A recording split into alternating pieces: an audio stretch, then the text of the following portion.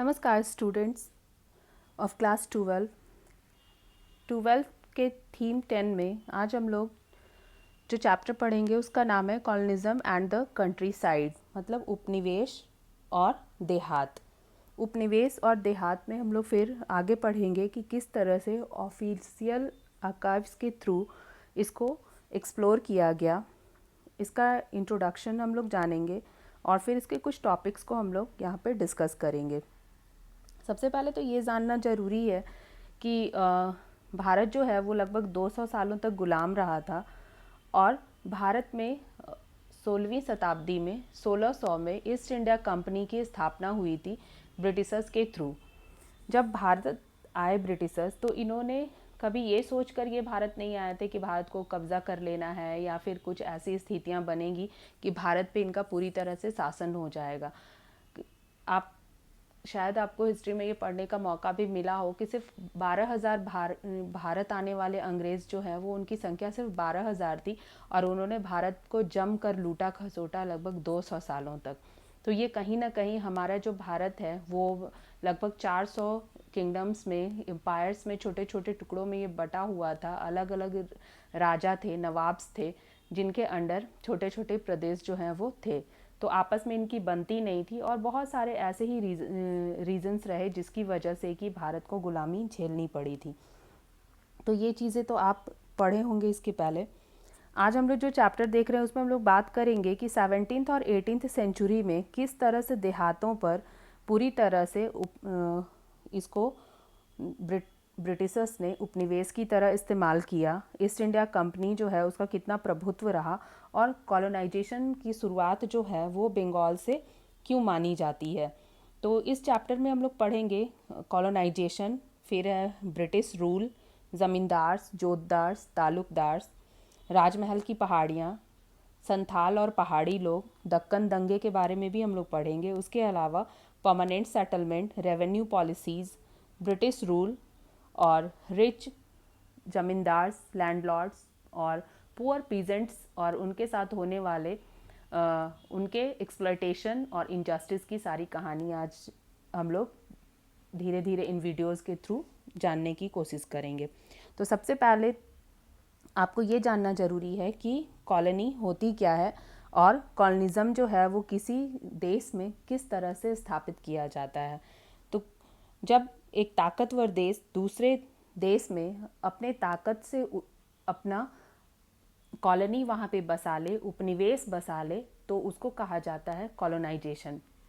Britishers ने, जब आप सुने होंगे कि जब भौगोलिक खोजें चल रही थी तो 1498 में वास्को डी गामा ने इसकी खोज की थी। उसी तरह से कोलंबस ने अमेरिका की खोज की। तो ब्रिटिशर्स जो है वो आप कह सकते हो कि व्यापार के लिए भारत पहुंचे थे और इन्होंने अपना शासन इस पर पूरी तरह से स्थापित कर लिया था, क्योंकि भारत जो है वो कह सकते हो कि दुनिया में सबसे ज़्यादा सेंसिटिव और इमोशनल लोगों का देश है, जहाँ पे कि अतिथि देवो भव जैसी परंपरा है। तो जब ये ब्रिटिशर्स भारत पहुँचे थे तो इनको मौका दिया गया था कि ठीक है, आप आइए, व्यापार कीजिए। ये यहाँ के जो उस समय में भारत में मुग़ल शासन चल रहा था और मुग़लों को भी शायद ये पता नहीं था कि ये आएंगे और पूरी तरह से यहीं जम जाएंगे और इसको लूट खसोट लेंगे। चले आते हैं अपने टॉपिक पे, यहाँ पे बंगाल एंड द ज़मींदार्स। तो उपनिवेश कहा गया है कॉलोनीज़ को, और भारत जो है वो सबसे बेस्ट कॉलोनी था ब्रिटिशर्स के लिए, जहाँ पे कि पूरी तरह से यहाँ पे इन्होंने सबसे पहले बंगाल को कॉन्क्वर किया था और बंगाल में इन्होंने अपनी पॉलिसी को इम्प्लीमेंट करने का काम किया था। बंगाल की जो रूरल सोसाइटी थी उसको फिर से यहाँ पे रीइस्टेब्लिश किया गया और इसमें जो भूमि संबंधी जो भी अधिकार थे, ठीक है, उसको यहाँ पे उसमें नई व्यवस्था को लागू किया गया था और रेवेन्यू पॉलिसीज़ जो है वो यहाँ पे इम्प्लीमेंट किए गए थे।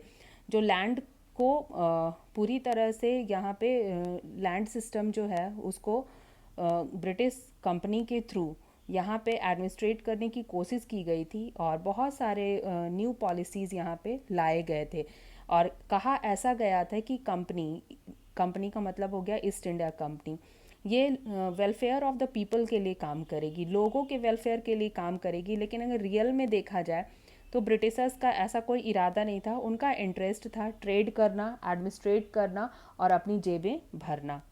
तो ये तो चीज़ें आप समझ गए कि बंगाल में क्या हालत थी। ठीक है, अब नेक्स्ट टॉपिक पे हम लोग आएंगे अपना, एन ऑक्शन इन वर्धमान। ऑक्शन का मतलब होता है नीलामी करना, कि जब आप किसी का कर्ज ना चुका सको तो आपके चीज़ों को काफ़ी ऊंचे दाम पर समाज के द्वारा बड़े बड़े लोगों को बुलाकर और उसकी नीलामी कर दी जाए। जो लोग उसके लिए ज़्यादा से ज़्यादा बोली लगाएं तो वो चीज़ उनको दे दी जाए। तो वर्तमान में क्या किया गया कि 1797 में वर्धमान के राजा की संपत्ति को बेचा जा रहा था, और ये सारा कुछ हो रहा था परमानेंट सेटलमेंट के अंडर। अब आप सोचोगे परमानेंट सेटलमेंट क्या है, तो चलिए उस पर थोड़ा हम लोग यहाँ पे रोशनी डालते हैं। परमानेंट सेटलमेंट जो है वो 1793 में लाया गया था, और इसको जिन्होंने इंट्रोड्यूस किया था उनका नाम था लॉर्ड कॉर्नवालिस। इन्होंने ये कहा था कि बंगाल, बिहार और उड़ीसा में दीवानी सिस्टम जो है, ठीक है, वो इनको पता था कि वो इनके अंडर है। तो इस सिस्टम में जो राजा और तालुकदार थे इनको ज़मींदार कहा गया था। ज़मींदार का मतलब होता है ओनर ऑफ लैंड, ठीक है। तो ये सब अब क्या हो गए थे कि इन सब को परमानेंट सेटलमेंट के तहत ब्रिटिशर्स ने अपना एजेंट बना लिया था, जो कि इनके लिए क्या करेंगे, रेवेन्यू को कलेक्ट करने का काम करेंगे पीजेंट्स से। तो अब आप देखो कि इसमें वर्तमान में क्या हुआ था। ये तो 1793 का आप समझ रहे हो कि परमानेंट सेटलमेंट के फीचर्स क्या थे।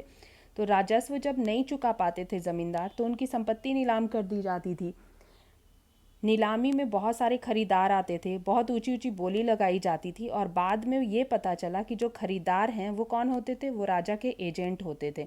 तो यहाँ पे राजा के एजेंट से मतलब है ब्रिटिशर्स, ठीक है, कि इन्होंने ज़मींदार जो है वो भेज दिए और उनसे से ऊंचे दाम लगवाया, और ये जो सारी ज़मीनें हैं, चीज़ें हैं, ये खरीद लेते थे।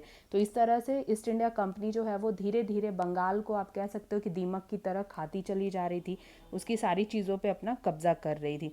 95% अगर देखा जाए तो इस समय में जो बिक्री होती थी, जो नीलामी हो रही थी, वो बिल्कुल भी फर्जी थी, क्योंकि इसमें जो एजेंट थे वो सब ब्रिटिशर्स के थ्रू भेजे हुए थे, या कह सकते हो कि जो राजा है उसके थ्रू भेजे हुए रहते थे, और ये फिर से उस संपत्ति को खरीद लेते थे और ये सब पे कब्जा ब्रिटिशर्स का हो जाता था। नेक्स्ट हम लोग पढ़ेंगे the problem of unpaired revenue. जो रेवेन्यू है वो आखिर उसको चुकाने में क्यों समस्या आ रही थी।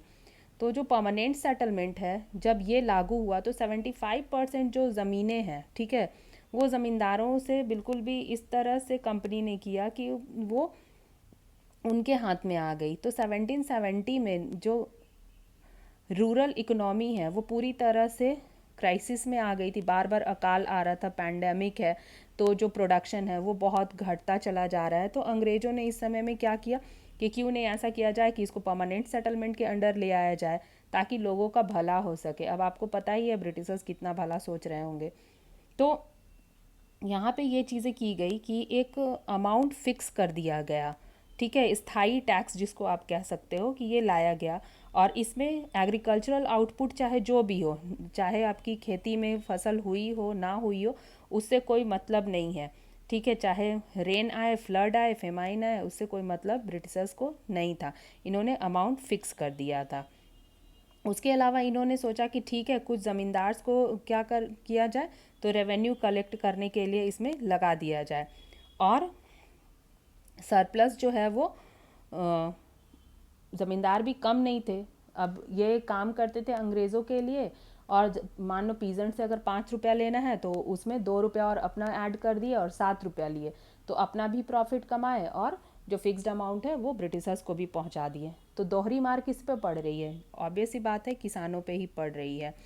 तो इस काम के लिए ज़मींदारों और तालुकदारों को रखा गया, और जैसे कि मान लो ए एरिया, बी, सी, डी, ऐसे एक एक एरिया के अंदर अगर 200-200 400-400 गांव आ रहे हैं तो वो एक एक ज़मींदार को दे दिया गया, एक एक तालुकदार को दे दिया गया कि तुम वहाँ से इतना रेवेन्यू तो कलेक्ट करके लाओगे ही, इतना तुम्हें लाना ही है। अमाउंट जो है वो ज़मींदारों पे फिक्स कर दिया गया कि इतना आपको ले करके आना ही है। अब ज़मींदार जो है वो क्या रह गए, अब सिर्फ वो रेवेन्यू कलेक्शन करने वाले लोग रह गए, कि रेवेन्यू कलेक्ट करना ही उनका एक काम रह गया। बस इतनी ही हैसियत बच गई थी जो ज़मींदार तालुकदार थे। कि बस वो अब रेवेन्यू को कलेक्ट करो, आप उनको क्लर्क कह लो, एजेंट कह लो, तो बस वही रह गए थे ज़मींदार। अब कंपनी ने क्या किया था कि अमाउंट भी फिक्स कर दिया था कि इतना आपको लेकर के आना ही है, अगर फिक्स रेवेन्यू लाने में फेल हुए तो फिर भैया पनिशमेंट तो होगी। अब ज़मींदार ये थे कि उनको भी देखना था कि कितना रेवेन्यू कमाया जा सकता है, और अपने भी जेब भर लो और उसके बाद में फिर क्या करो कि कुछ जा कर के ब्रिटिशर्स को भी पहुंचा दो। तो कंपनी का तो इसमें एडवांटेज हो रहा था कि उनको फिक्स्ड अमाउंट रेवेन्यू जो है वो मिल जा रहा था, चाहे कंडीशन कैसा भी हो। और कंपनी जो है वो बिल्कुल भी रेवेन्यू कलेक्शन में टाइम बर्बाद अपना नहीं करना चाहती थी, इसलिए गांव वालों के खिलाफ, गांव के ही कह सकते हो कि दबंग लोगों को इन्होंने खड़ा कर दिया था।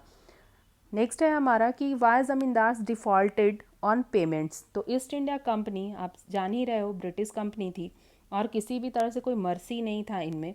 इन्होंने क्या किया कि जब ज़मींदार जो है वो फेल होने लगे, अब देखो ज़मींदार क्यों फेल हो रहे हैं ये भी देखना बहुत बड़ी बात है कि जो ज़मींदार हैं उनके फेल होने का भी रीज़न है। अब भुगतान क्यों नहीं हो पा रहा है, डिफ़ॉल्टर क्यों रह रहे हैं, तो इसमें सबसे बड़ी बात यही थी कि ज़मींदार जो है वो जितना राशि है, जितना रेवेन्यू है, उसको पे करने में अब देर कर रहे थे कि हाँ ठीक है ना, आज करेंगे, कल करेंगे, परसों करेंगे। तो इस तरह से ज़मींदार जो है वो कल कल के चक्कर में क्या हो गए कि इन्होंने बहुत देर से ये राशि जो है वो रेवेन्यू को चुकाना शुरू कर दिए। तो ऐसे में क्या हो गया कि जैसे जैसे डे बाय डे ये सोचते थे कि ठीक है लास्ट डेट आएगा तब पे करेंगे, तब देखा जाएगा, तो ये पूरी तरह से ज़मींदार भी अब क्या हो गए थे कि अब गुलामी की तरफ बढ़ रहे थे। ज़मींदार जब राशि रेवेन्यू पे कर ही नहीं पा रहे हैं, तो क्या कर रही है British company, east India company, इनको गुलाम बना ले रही है, इनकी ज़मीनें छीन ले रही हैं, इनको शोषण कर रही है, इनकी जो चीज़ें हैं उनको नीलामी पे चढ़ा रही है। रीज़न क्या था, अब ज़मींदार भी क्यों पे नहीं कर पा रहे हैं, तो रीज़न ये था कि स्टार्टिंग में ही क्या हुआ था कि क्रॉप फेलियर हो, चाहे कुछ भी हो, तो भी परमानेंट सेटलमेंट लागू होगा। और राजस्व जो था वो एकदम, कितना रेवेन्यू जो था वो आसमान पे था, और लोग जो है वो टैक्स दे ही नहीं पाते थे। फिर है कि इस पे लास्ट डेट भी तय कर दिया जाता था कि इस दिन तक आपको चुका देना है। अब जो ज़मींदार है वो बिल्कुल भी क्या है, अब उसको लोग दे ही नहीं रहे हैं, कहाँ से पे करेगा, तो बहुत सारी मुश्किलें इस समय में आना शुरू हो गई थी। तो ज़मींदारों की शक्तियाँ भी जो है, पावर्स हैं, उसको कम कर दिया गया, और उन्हें अब सिर्फ टिकट, आप कह सकते हो कि टिकट कलेक्टर्स जिस तरह से होते हैं कि बस टिकट को काटना है, बस उसी तरह से ये क्या हो गया, रेवेन्यू कलेक्टर्स हो गए कि बस रेवेन्यू जो है वो जमा करके पहुंचाओ।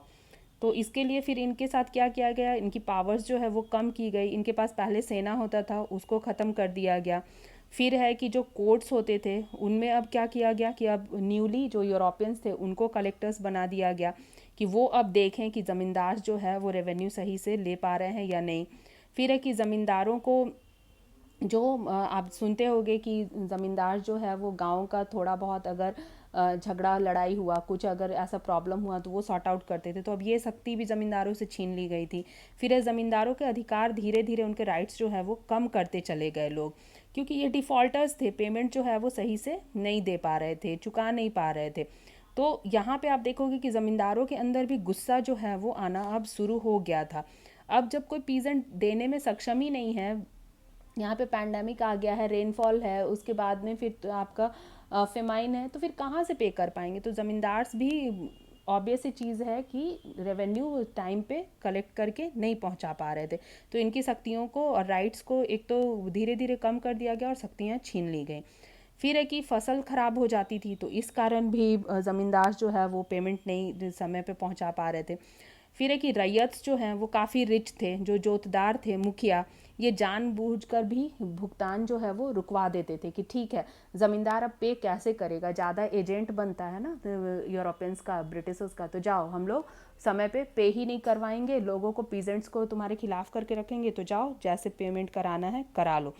तो ये भी कंपनी ऑफिशियल्स जो थे, इन चीज़ों के कारण भी ये जो रेवेन्यू सिस्टम्स जो है वो सही से नहीं चल रहा था, और यूरोपियंस का खर्च दिन प्रतिदिन बढ़ता जा रहा है। अब मुफ्त में किसी को मिलेगा तो खर्च तो बढ़ेगा ही, आप ही सोचो।